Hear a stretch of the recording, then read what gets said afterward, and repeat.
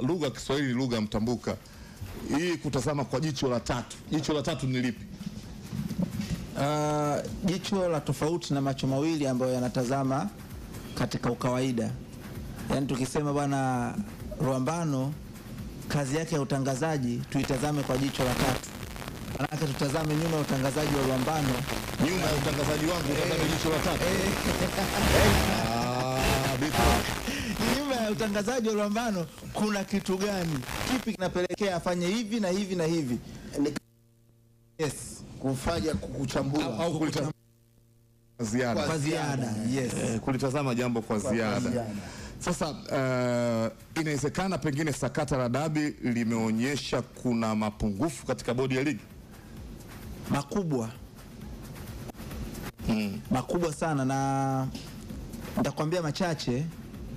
Unajua watu wengi wanaitazama Simba na Yanga kama tatizo la huu mchakato, lakini kwenye equation Simba na Yanga sio tatizo mama la dabi kuahirishwa. Tatizo mama ni mamlaka kushindwa kusimamia kanuni walizojiwekea.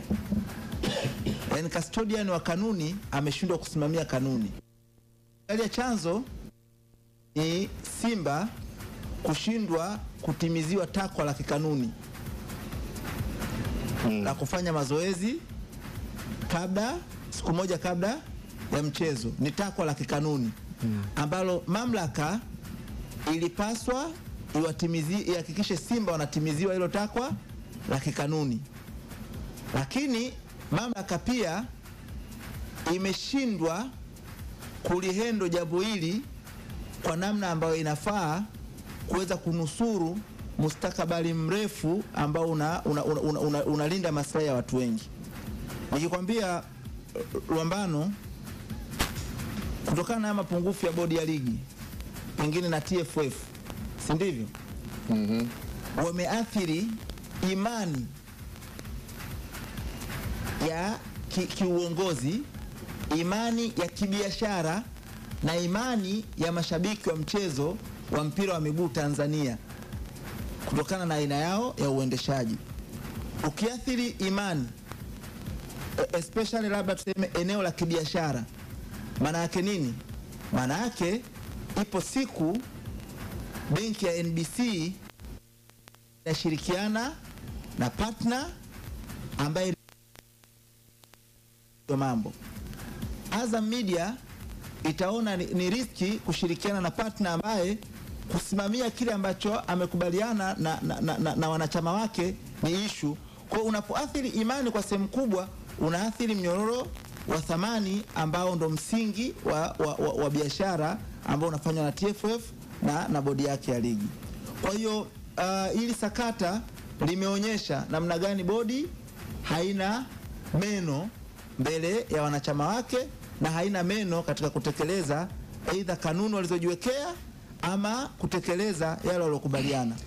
Na labda kwa faida ya msikilizaji, kwa sababu Rwambano kwenye kuuliza swali ameanza na muundo. Yes. Kutazama kwa jicho la tatu. Yes. Muundo. Kwa faida ya msikilizaji, muundo wa bodi ya ligi upoje? Na kwa nini hivi sasa bodi ya ligi haionekani kama ipo huru? Yaani watu wanaona kama bodi haipo huru. Na kwa nini hivi sasa mpaka waheshimiwa wabunge, sababu wabunge walivyozungumza tutatoka kusikia wabunge hapa. Tumewasikia. Ndiyo sauti ya wananchi.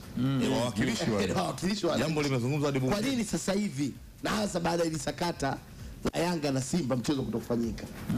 Nadhani mimi kwanza labda Zamunda wewe unawezekana nadhani mimi ukisema watu ambao walikuwa waanzilishi kitu revolution hii ilikuwa mimi, Shafi Dauda, Patrick Kaemere na Godi na Musiga alikuwa Yanga, lakini mimi ilikuwa na wazungu wengi nyuma yangu ambao walikuwa wanajaribu jinsi naweza kuleta a create job.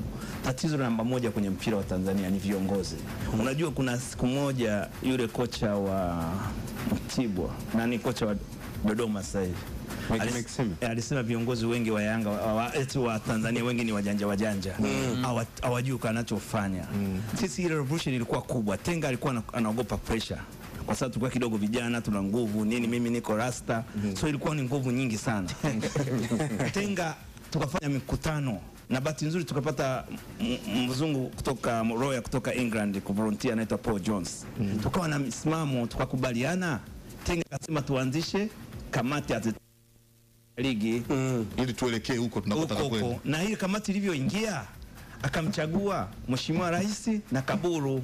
Sasa wale madaraka yakawa makubwa. Kitu kimoja ambacho kinaoa watu weusi sana ni ego, ukubwa. Sasa watu wakaingia kwenye ukubwa.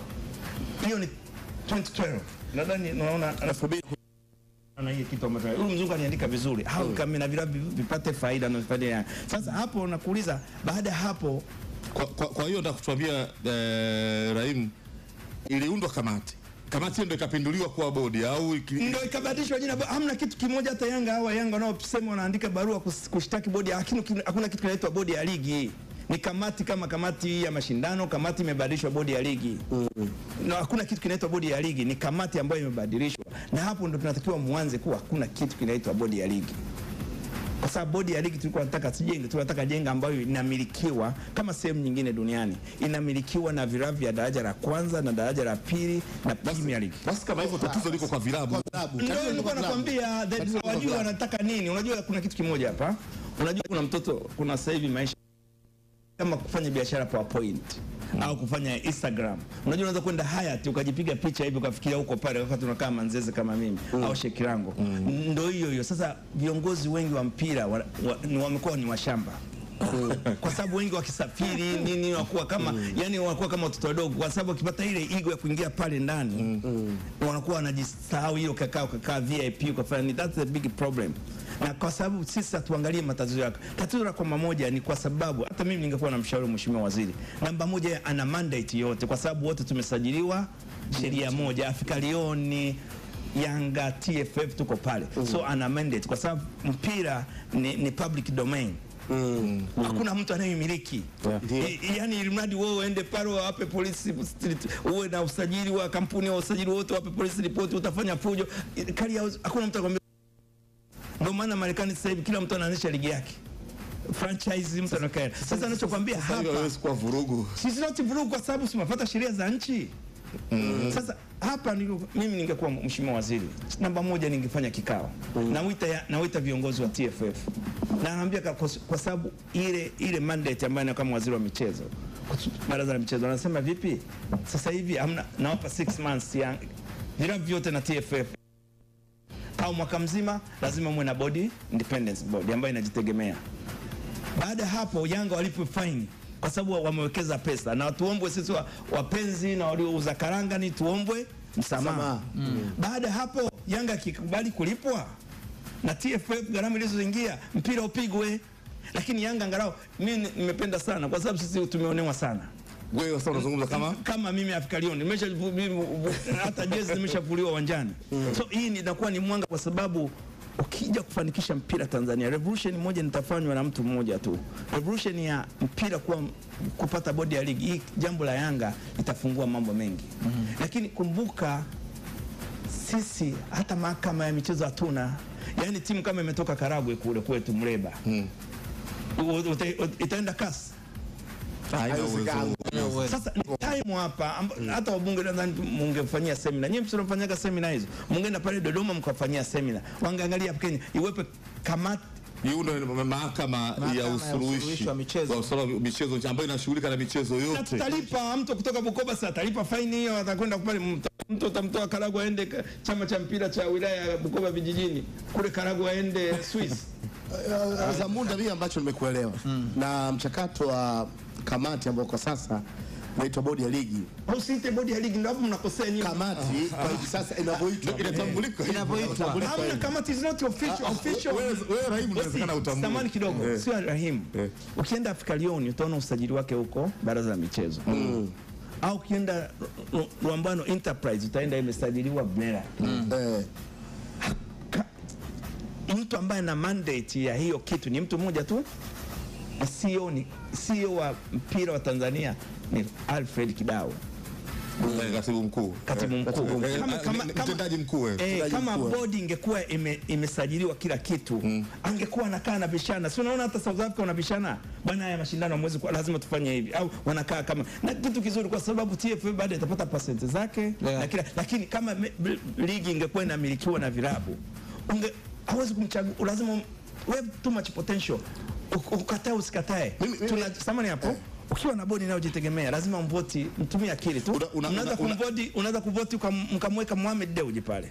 Hata kupatana NMB is another level. Hata ujinga hata ufanya. Hata kama anapenda Yanga kwa sababu jina lake liko pale. Unaweza kumweka GSM, unaweza kumweka Abubakar Baresa. Kuna kipindi Premier League mlezi wao alikuwa Tony Blair. Kuna kipindi bodi alikuwa Prime Minister alikuwa mambo ya nje wa England alikuwa pale. Lakini sisi tulifanya mpaka sisi tukaleta kampuni ya kumanagement ligi 600 hapa. Lakini hamna mtu hataruhusu ile, kwa sababu hapo watu wanapenda ego. Kwa kia unaita ndimshaija. Yaani mimi ndio mkubwa mpira, mimi ndio mwenye mpira wangu, mimi ndio kila kitu. Luambano, kwa mujibu wa muundo wa bodi ya ligi ambao kamati ya ligi ilianza mwaka 2008 ndio wakati wa utawala Tenga. Ilianza hapa, tunayo hapa, unaona 12 kusomea hii hapa. Hii ndio kamati kikao jinsi gani tumekwenda na mtaalamu kutoka anaitwa Paul Jones akatutengeneza 2012 sio? Unaona tulikuwa na muda akaweka na sample. Ulikuwa utawala wa nani sasa? Utawala Tenga. Na nakumbuka mtendaji wake mkuu wa kwanza alikuwa Silas Makibinga. Nani Tenga? Hapana, kamati ya ligi. Yes. Mtendaji mkuu wa kwanza alikuwa Silas Makibinga. Yes. Ndio. Baada hapo nakumbuka kupitia vipaza hivi watu walioji. Majukumu ni yapi ya bodi ya ligi? Majukumu ni yapi ya TFF? Leo ni miaka 13 baadaye. Baada ya kupita Tenga, kapita Jamali, sasa hivi Wallace Karia. Miaka 13 baadaye. Watu ndio wanatoka wanasema kwamba wanataka kiwe chombo huru. Baba, nyie mnaenda mbali. Jamali alivyoingia samani kidogo hapa nakwambia. Mnatakiwa muulize, mfate Sanga, mpigie kesho kwa Sanga aje hapa kilichomtoa bodi ya ligi. Sanga yupi? Vice wa Yanga Clement. Kwa sababu tuliko baada ya kumweka pale, yeye alikaa na mheshimiwa Ndumbaro. Ndumbaro ameshaandika paper hizo za kujitegemea. Muulize yule mheshimiwa waziri, kwa sababu anapenda michezo. Paper kila kitu professional na nini, kwa ianzishwe kitu ile. Lakini ile kitu ile, kwa sababu mimi nakwambia vilabu vyetu viko wiki. Vilabu vyetu kwenye mkutano hivi vilabu, kwa sababu kumbuka vilabu vyote ni maskini. Vyote ni ombaomba. Hata kimu Yanga haiwezi kwenda kusponsor au Simba ikaenda represent ambia mimi nataka sponsor hii bila kupiga simu. Au Simba haiwezi kwenda hivi. Ukiweka hivi vilabu vingine hivi ya kawaida ndio shida. Wewe atujiulize, kama unaona mtu kama EFA amejenga uwanja anaikimbia mpira, maana yake ni nani? Amejenga mpaka uwanja. Kama unaona mpira, mtu wa pili amejenga uwanja kule Mbarali Mwanza Gwambina, amefuga nguruwe mle. Kumbuka Alliance Kafa, one of the best. Ukumbuke kwa sababu ni ujanja tu. Sasa wewe okay, Zamunda unakuwa umekatisha. Unasema Zamunda alikuwa amekatisha miaka 13 baadaye. Ndio imepita tawala 3 za TFF. Swali langu moja la msingi, mimi na mimi hatujachelewa ni klabu kufanya maamuzi, kwa sababu hata hizo klabu ambazo wakati kamati ya ligi inaanzishwa ni tofauti na zilipo hivi sasa. Kuna baadhi zipo sawa, kuna nyingine zimekusha ondoka. Bado hatujachelewa kutofautisha majukumu, kwamba kitapatikana chombo ambacho ni huru kwa ajili ya uendeshaji wa ligi, na TFF ambao kila siku wanajinasibu kwamba timu za taifa zina qualify katika mashindano mbalimbali, wakabakia na sera na usimamizi wa timu za taifa, lakini haiondolei percent yao. Ishu yangu mimi ni moja. Waheshimiwa bunge wamekuja na hiyo hoja. Hoja ilikuwepo muda mrefu ya kwamba kichombo kiwe huru. Klabu ziko tayari au kuna unafiki upo kwa hizi klabu zisienda kuona namna gani ambavyo na wao wanangata na kupuliza, mwisho siku tutabaki mark time pale pale. Mimi Edgar nitakwambia kitu kimoja. Structure uzuri, sisi tunatembea tunaona mpira wa Tanzania Luambano. Mpira wa Tanzania kwanza, watu wa mwanzo kwanza kuendesha kabla hivi vilabu kwanza kuchukua na halmashauri na makampuni kwanza kuendesha vilabu kama Mtibwa, si ndivyo? ndio wamekuja watu at least unaona wanajua wanachokitaka nini katika mpira.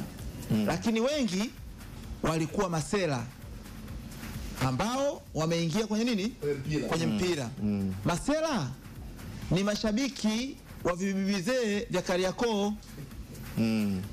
Wale masela mimi nina ushahidi ama nimewahi kuwaona, tunakaa nao kwenye majukwaa, kavaa jezi ya timu nyingine, timu yake mama ya nyumbani inacheza na bibi kizee wa Kariakoo, anashangilia. Kwani dhambi? Sio dhambi. Sio dhambi, lakini napunguza weledi. Na ndio maana no. Unajua pro, mimi kwa sababu unaona mpira wa Tanzania kila siku unakufa kwa sababu we don't identity ile identity unayosema. Mpira ukumbuke miaka ya nyuma hapa, ile France ilikuwa inacheza, ile Ashanti inacheza, ile timu sijui wamecheza timu zao zile. Sasa hivi how can be timu kubwa inacheza Premier League, kuna watu 8. Unaona? Sasa lazima hao bivikizee wanachotaka ni management ambao ndio management ndio huko na kwenda za munda. Matokeo yake tunapoteza balance kwenye ufanyaji wa maamuzi, especially napokuja maamuzi ya pamoja ya bodi ya ligi. Kila maamuzi unahisi hii ile timu yangu wakati huko Bantunganya United, lakini unahisi haya maamuzi unatazama ile timu yangu pendwa ya moyoni. Kumbe wewe hapa uko mwenyekiti wa Bantunganya United, lakini unaenda kufanya maamuzi kwa kuifikiria timu yako ile pendwa. Sio wewe timu yako, ujali maslahi yake. I don't think sio kweli. Na ndio maana wameshindwa kufika hapo. Sasa kuna kipindi watu wamesema wanapenda Yanga. Hakuna mtu ambaye, mimi nataka kumwambia, ukitaka kujua hakuna mtu ambaye anasimamia timu yoyote tu ni kama drugs au betting. Ukianza kusimamia timu ule mpira ni shetani. Wote unakuta wamechoka. So the only way kuwin kwake ni timu yake awini apate hela. Na unajua kuna vitu vingi napigiwa kelele kwa sababu watu wajui. Unajua Raimu, wewe unazungumzia timu yako wewe. Hata Ewasera hiyo. Unakatalia uhalisia huko hivyo. France ilikuwa inaongoza na mzozo. Sasa subiri. France ilikuwa inaongoza na mzozo. Ndio mzozo huyo. Sasa kama ulivyo wewe Afrika leo. Mzozo kwenye mkutano alikuwa anaongea kuliko Yes, karibu tena mwana michezo na mtazamaji wa Mlacha Media. Tuendelee kujuzana zile taarifa zote za kimichezo ambazo zinaendelea kujiri kunako pande tofauti za ulimwengu. Lakini ishu kubwa ama swala zima likiwa ni swala la dabi ya Kariakoo kwa hapa nchini Tanzania, kwa maana ya mchezo wa Wekundu Msimbazi Simba dhidi ya Young Africans ambao tayari umekwisha kupangiwa tarehe ambapo mchezo huo utaweza kupigwa kunako mwezi wa 6. Lakini swala hili bana limeweza kufika mpaka bungeni kwa sababu msimamo wa Young Africans wao waliweza kutoa tamko kwamba msimamo wao uko pale, hawachezi mchezo wowote ambao utajumuisha klabu ya Wekundu Msimbazi Simba. Lakini miongoni mwa viongozi wa soka letu hapa nchini Tanzania, kwa maana ya waziri wa sanaa, utamaduni na michezo, hapa tunamzungumzia Waziri Kabudi, leo hii hapo jana bana aliweza kuzungumzia swala hilo pale bungeni. Lakini pia mbunge mwingine ambaye aliweza kuzungumzia swala hilo ni Msukuma. Kwa upande wa mheshimiwa Msukuma bana, yeye ni kwamba aliitaka bodi ya ligi pamoja na waziri wa sanaa, utamaduni na michezo, tunakumbuka kabisa waliweza kufanya kikao na viongozi wa Simba, lakini pia waliweza kufanya kikao na viongozi wa Young Africans. Lakini ishu kubwa ni kwamba mara baada ya kuweza kufanya kikao hawakuweza kutoa majibu kwamba ni nini hasa ambacho waliweza kukubaliana kwenye kikao kile ambacho walifanya pamoja na viongozi wa vilabu hivi viwili. Na mheshimiwa Msukuma bana akawataka pia waweze kutatua swala hili kwa sababu mechi ya Simba na Yanga ndiyo mechi ambayo inatoa burudani kwa watu wengi ama Watanzania kwa ujumla. Lakini kwa upande wa waziri Kabudi bana, yeye amesema kwamba serikali haina mamlaka ya kuingilia bodi ya ligi. Kwa hiyo swala hilo analiacha kwenye bodi ya ligi, kwa sababu kama tunavyojua ni kwamba sheria za FIFA haziruhusu serikali kuingilia masuala mazima ya soka kwa nchi yoyote ile. Kwa maana hiyo mnaweza mkafungiwa. Tunakumbuka pia hata nchi ya Kenya serikali iliweza kuingilia masuala mazima ya soka na wakaweza kufungiwa pia kushiriki michezo mbalimbali ama mashindano mbalimbali, hasa CAF Champions League. Kwa hiyo pia waziri huyo bana ameweza kusema swala hilo liendelee kubaki kwenye upande wa bodi ya ligi na sio serikali. Bwana, pia na wewe unaweza kadondosha komenti yako hapa kwamba bana, je, unafikiri swala hili wanaweza kulitatua kwa namna vipi? Kwa sababu ni swala ambalo limekuwa haliishi, kila timu inakuwa na mtazamo wake tofauti bwana. Mpaka kufikia hapo mimi sina la ziada, lakini cha msingi kwa ambaye anaendelea kuifuatilia Mlacha Media, kama bado hujasubscribe bado una nafasi ya kuweza kusubscribe. Njeni rahisi, tunabonyeza maandishi yaliyoandikwa subscribe na moja kwa moja utakuwa umefanikiwa kujiunga na familia hii ya kimichezo. Kazi yetu sisi ni moja, kuhakikisha zile taarifa zote za kimichezo ambazo zinaendelea kujiri kunako pande tofauti za ulimwengu tunakuwa tunakudondoshia hapa na unakuwa unazipata kwa uzuri zaidi. Mpaka kufikia hapo mimi sina la ziada, niite Innocent Mlacha. Bye bye.